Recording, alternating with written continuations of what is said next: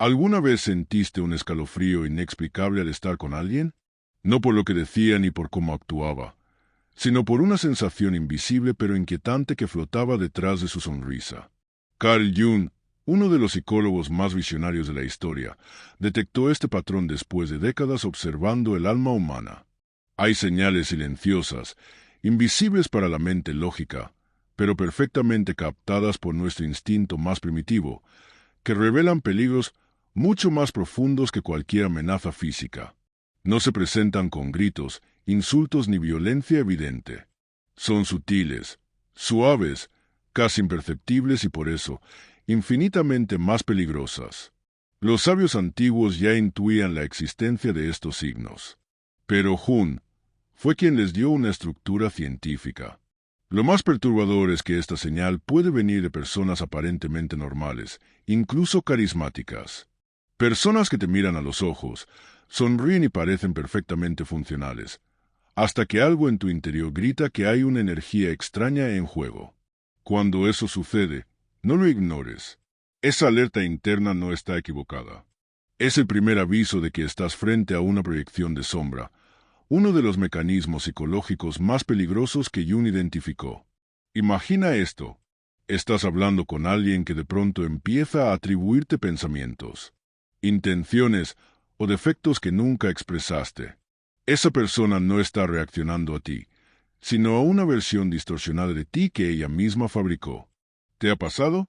Si la respuesta es sí, lo que viviste fue una proyección pura y directa de la sombra. En la psicología junguiana, la sombra representa todo lo que una persona rechaza de sí misma, sus impulsos, deseos o traumas no aceptados, y que entierra en el inconsciente.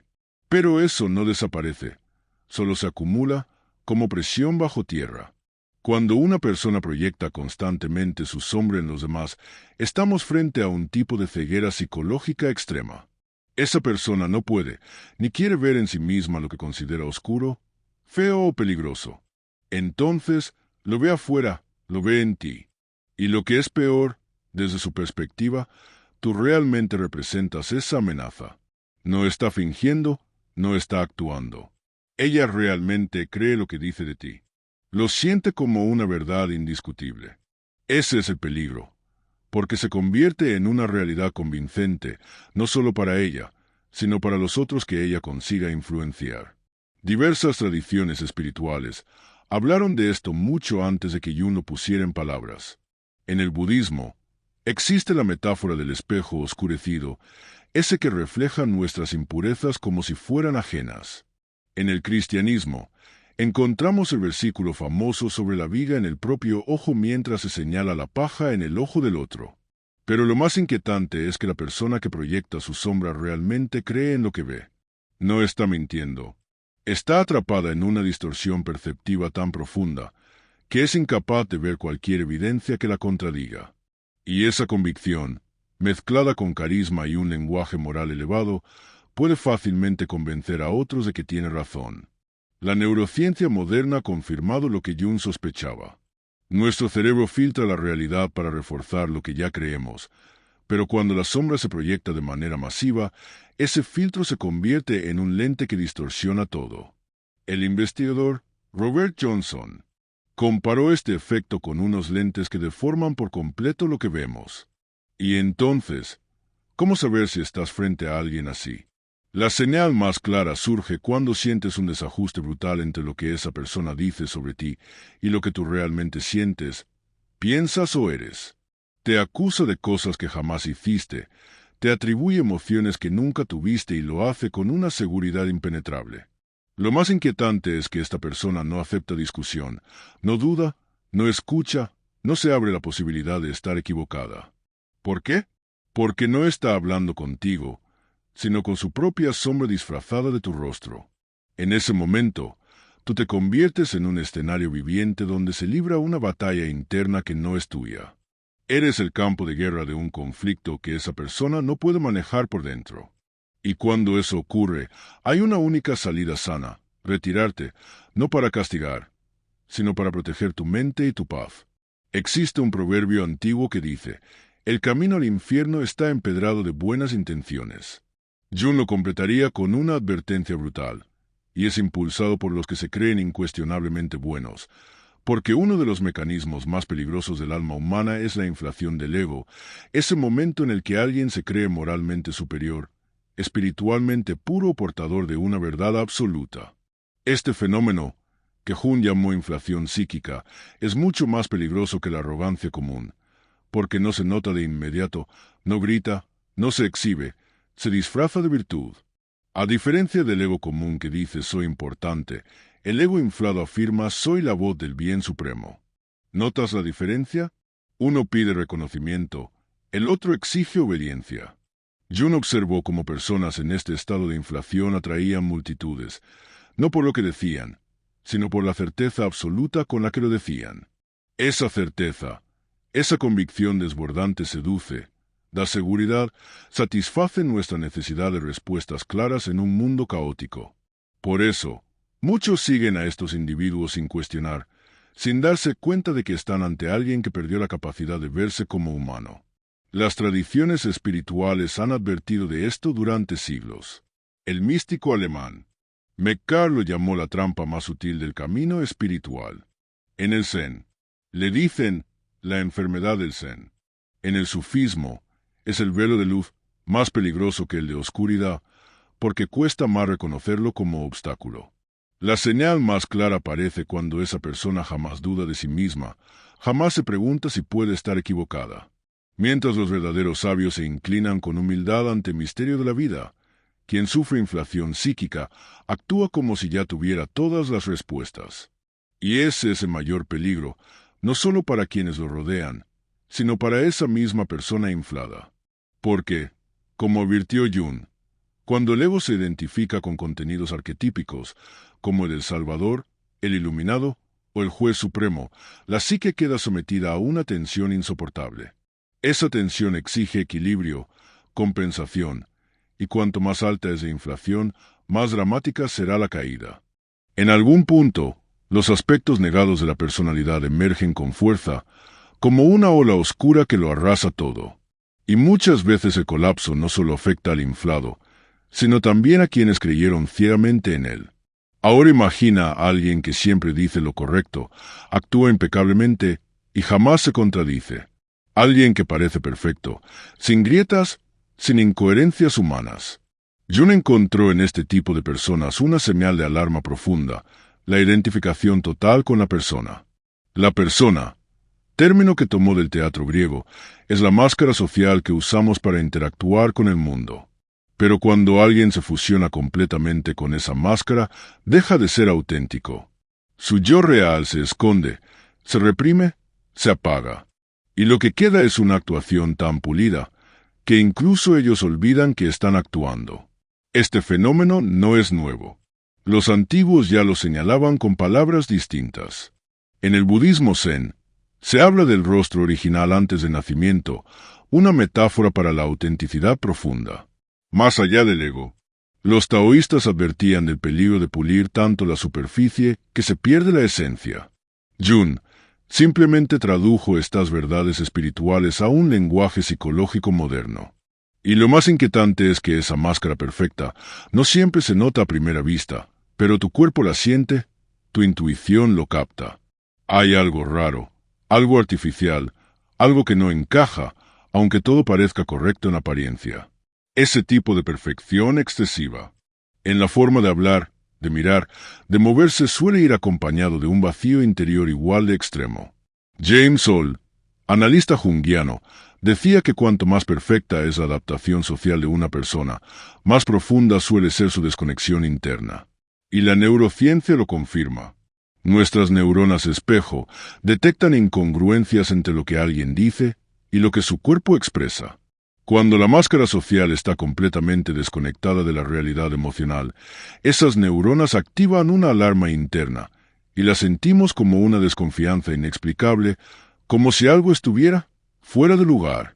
Pero lo realmente peligroso es lo que se esconde detrás de esa disociación extrema, porque los aspectos rechazados de la personalidad no desaparecen, se acumulan en el inconsciente, se transforman en sombra.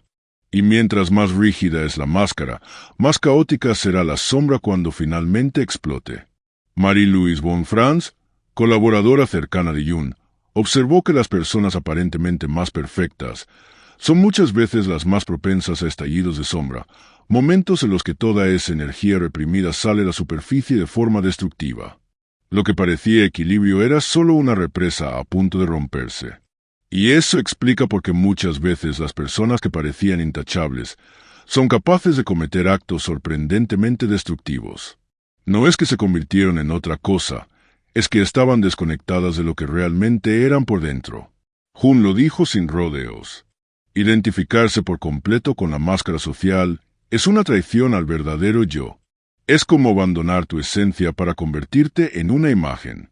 Y como toda traición profunda, eso tiene un precio psicológico. Nadie puede sostener una mentira interior para siempre.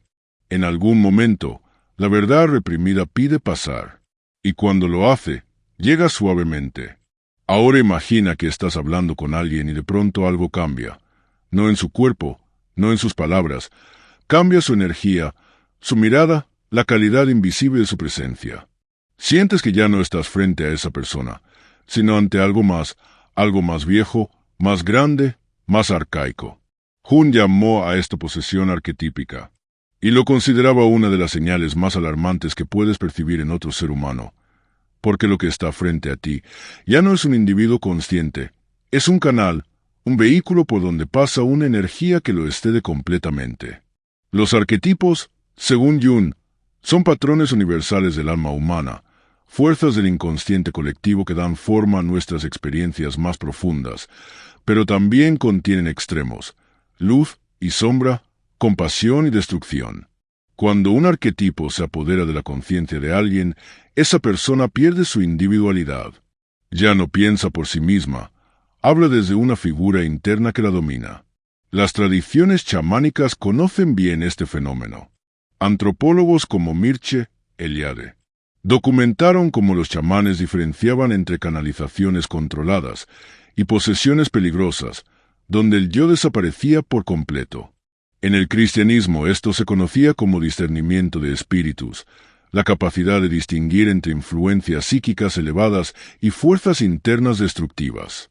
Y el aviso aparece cuando alguien pierde la flexibilidad psicológica, cuando se identifica rígidamente con un solo arquetipo, el salvador, el guerrero, la víctima eterna, el juez implacable. No importa cuál sea el personaje, lo que importa es la fusión total con él. Empiezas a notar señales extrañas, una mirada demasiado intensa, una forma de hablar sin matices, una sensación rara de que esa persona ya no está presente de forma humana. Robert Moore, otro analista junguiano, decía que cuando eso pasa, ya no estás tratando con una persona completa, sino con un fragmento arquetípico que tomó el control de su conciencia. La neuropsicología moderna confirma este tipo de estados. Hay momentos donde ciertas áreas del cerebro asociadas con la identidad personal disminuyen su actividad, mientras otras vinculadas a experiencias transpersonales se activan con intensidad. Aunque pueden ser útiles en contextos rituales, cuando ocurren sin contención ni conciencia, se vuelven peligrosos. Porque lo más aterrador de la posesión arquetípica es la certeza absoluta que provoca en quien la sufre. Quien está poseído por un arquetipo no tiene dudas. No vacila, no se cuestiona, siente que su voz es la voz de una verdad absoluta. Ya no hay ambigüedad ni reflexión, solo certeza. Y esa certeza es contagiosa. Jung observó cómo líderes políticos o religiosos en estados de posesión arquetípica eran capaces de movilizar multitudes, no por sus ideas, sino por la intensidad casi sobrenatural de su convicción.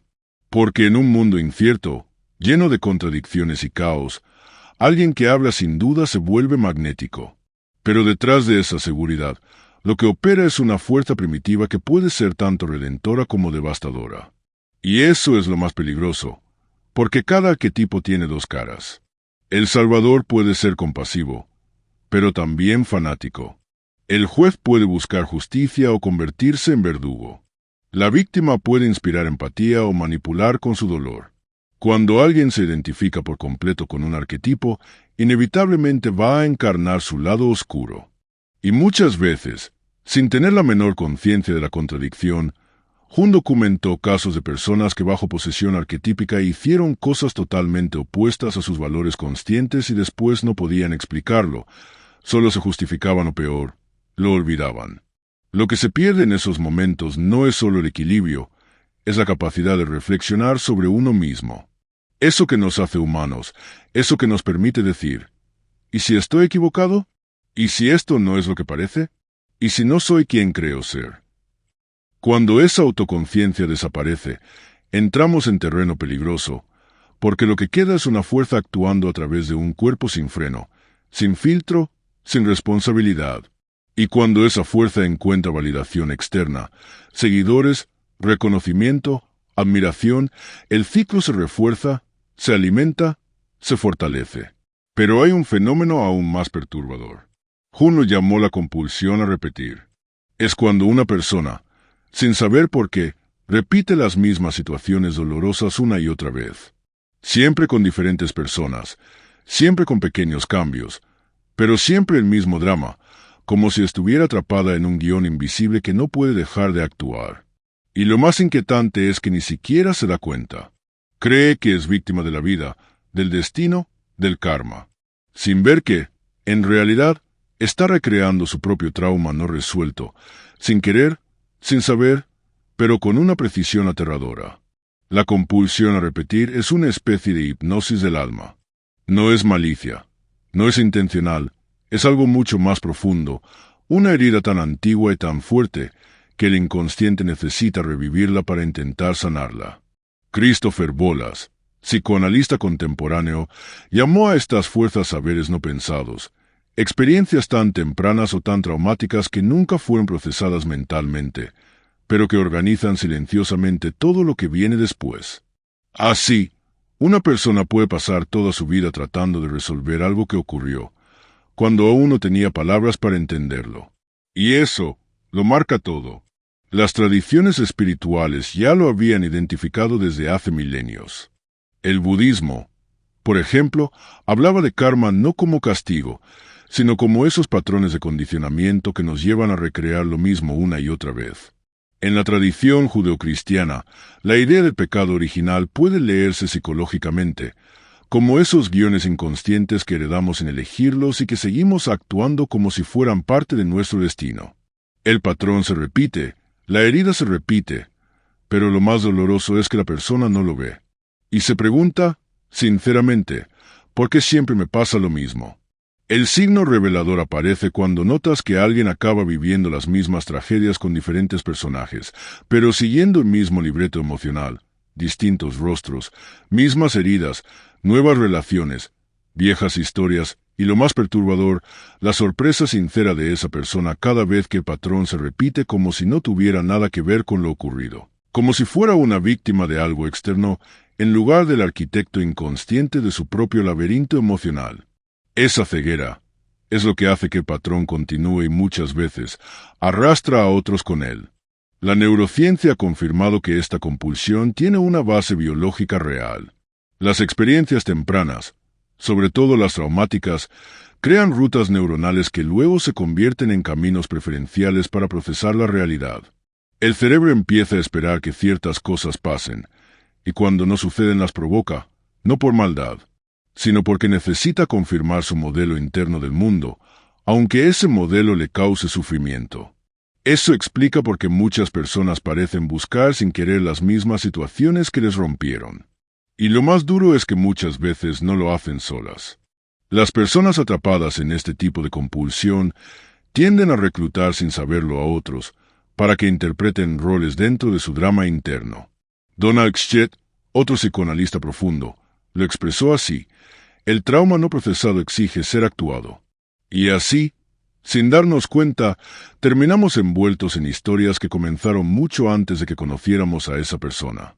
Nos encontramos reaccionando de formas que no entendemos, atrapados en dinámicas que no construimos, pero que nos atrapan como si una parte invisible del otro nos hubiese elegido para completar su guión inconcluso. Jung observó un fenómeno aún más extraño. Cuanto más inconsciente es esta compulsión, más parece manifestarse como coincidencias en el mundo externo. sincronicidades. Las llamó situaciones que se repiten con precisión milimétrica, pero con distintos actores, como si el universo conspirara para volver a montar la misma escena. Pero no es el universo, es el inconsciente de la persona, porque estando sin saber. Los terapeutas junguianos detectan esto cuando alguien cuenta, una y otra vez, historias de traición, abandono o malentendidos con diferentes personas, pero con idéntico desenlace. Y eso, dice Marie-Louise Bonfrance, no es destino, es inconsciente. Si todas estas señales que exploramos revelan los peligros psicológicos más profundos, según Jung también hay un camino de transformación real, y comienza con una sola cosa, la integración consciente de la sombra. Esto no significa volverse perfecto, no significa eliminar lo negativo, significa mirar de frente todo lo que evitamos en nosotros mismos, sin juicio, sin vergüenza, sin culpa. Significa aceptar que dentro de ti también hay caos, rabia, orgullo, miedo y que eso no te hace menos humano, te hace más completo. Jung lo dijo con una frase inolvidable: prefiero ser completo que ser bueno. La verdadera diferencia entre alguien peligroso y alguien en proceso de sanación no es la ausencia de oscuridad, es la conciencia de ella. Es la honestidad radical con uno mismo. La humildad de reconocer, sí, esto también soy yo. Las tradiciones contemplativas lo han dicho durante siglos. El veneno puede transformarse en medicina si sabes cómo mirarlo. La alquimia occidental que tanto fascinó a Jung lo expresó como la transmutación del plomo en oro, de lo rechazado en sabiduría. Y cuando alguien comienza ese trabajo interno, se nota. Hay una mezcla muy rara y muy hermosa de verdad interior y compasión por las sombras ajenas. Quien ha iniciado este camino no necesita parecer bueno. No necesita convencer a nadie. Su presencia habla por sí sola. Tiene la capacidad de reconocer sus errores sin justificarse, de sostener su dolor sin proyectarlo, de mirar al otro no desde un pedestal, sino desde una humanidad compartida. Y eso, en un mundo lleno de máscaras, brilla como oro puro. Porque mientras los egos inflados exigen obediencia, las almas integradas inspiran libertad. Mientras los poseídos por arquetipos gritan verdades absolutas, los verdaderos sabios hablan con dudas, con matices, con humanidad. Y eso es lo que transforma de verdad. ¿Y tú, reconociste alguna de estas señales en personas cercanas? ¿O tal vez en ti mismo? No hay vergüenza en ello. Al contrario, reconocerlo es el primer paso para liberarte de los patrones que te amarran, para dejar de repetir lo que ya no te sirve, para convertir tu sombra en un aliado y no en un enemigo.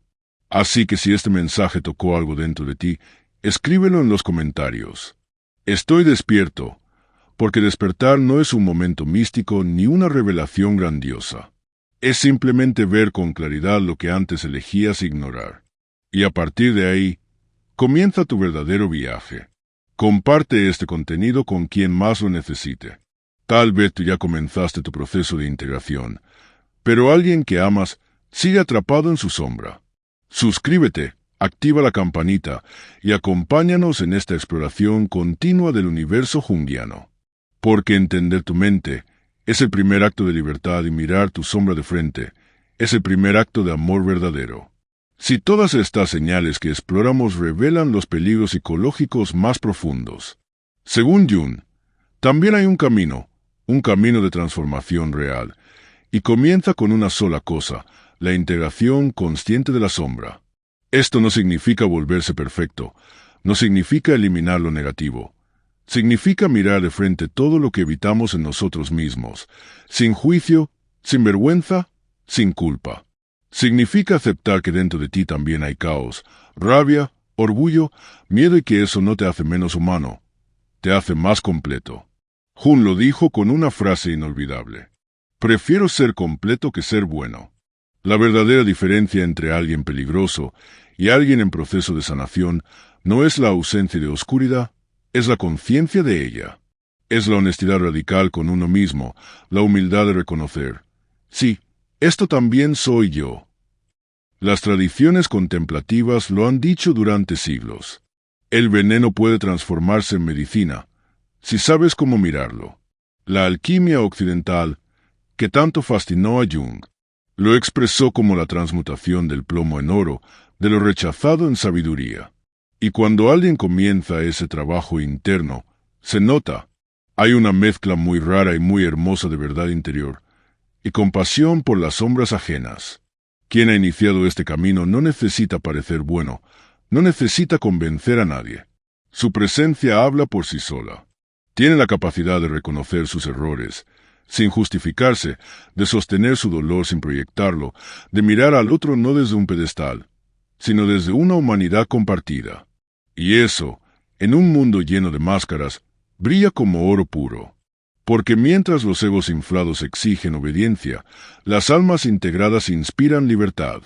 Mientras los poseídos por arquetipos gritan verdades absolutas, los verdaderos sabios hablan con dudas, con matices, con humanidad. Y eso es lo que transforma de verdad. ¿Y tú, reconociste alguna de estas señales en personas cercanas? ¿O tal vez en ti mismo? No hay vergüenza en ello. Al contrario, reconocerlo es el primer paso para liberarte de los patrones que te amarran, para dejar de repetir lo que ya no te sirve, para convertir tu sombra en un aliado y no en un enemigo. Así que si este mensaje tocó algo dentro de ti, escríbelo en los comentarios. Estoy despierto porque despertar no es un momento místico ni una revelación grandiosa. Es simplemente ver con claridad lo que antes elegías ignorar. Y a partir de ahí, comienza tu verdadero viaje. Comparte este contenido con quien más lo necesite. Tal vez tú ya comenzaste tu proceso de integración, pero alguien que amas sigue atrapado en su sombra. Suscríbete, activa la campanita y acompáñanos en esta exploración continua del universo junguiano. Porque entender tu mente es el primer acto de libertad, y mirar tu sombra de frente es el primer acto de amor verdadero. Y si este mensaje tocó tu corazón de alguna forma, ayúdame a compartirlo con más personas. Vamos juntos a romper la meta de 10.000 me gusta en este video. Te lo prometo, donde sea que yo esté, voy a estar infinitamente agradecido por ese gesto tan simple y te aseguro que regresará a ti en forma de bendiciones. Muchas bendiciones en tu vida. Pensando en eso, estoy seguro de que vas a amar el próximo video. Así que suscríbete al canal ahora mismo, activa la campanita y no te pierdas nada. Te espero allá. Está lleno de descubrimientos como este y te garantizo que en tan solo 5 segundos podrías encontrar revelaciones que transformen por completo tu forma de vivir. Y antes de cerrar, quiero de verdad leer tu opinión en los comentarios. ¿Qué sentiste al escuchar todo esto? ¿Cómo has estado buscando tu paz interior últimamente? Tu voz demasiado valiosa para mí, y estoy muy emocionado por leer tus reflexiones. Sigamos juntos en esta jornada de autodescubrimiento, porque apenas está comenzando. Nos vemos muy pronto. Te habla Pensamiento Profundo. Bye bye.